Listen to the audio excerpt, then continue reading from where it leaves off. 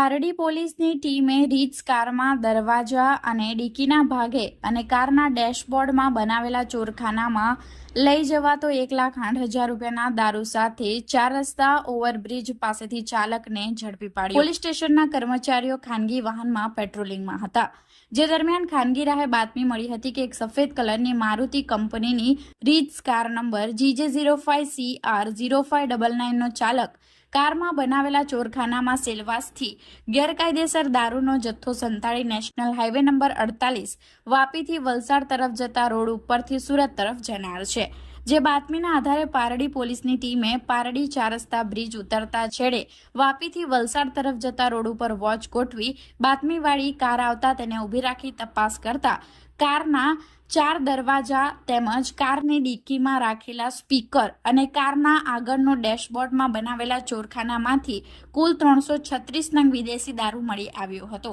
પારડી પોલીસની ટીમે કારની કિંમત 2 લાખ, દારૂની કિંમત 1,08,000 તેમજ એક મોબાઈલ ફોન જેની કિંમત 500 રૂપિયા મળી કુલ 3,08,500 રૂપિયાનો મુદ્દામાલ કબજે લઈ ચાલક પુષ્પક નિરંજનભાઈ કહારની ધરપકડ કરી કિરણ પટેલ નામના ઈસમને વોન્ટેડ જાહેર કરી પ્રોહિબિશન અંગે પારડી પોલીસ સ્ટેશન ખાતે ફરિયાદ દાખલ કરી છે।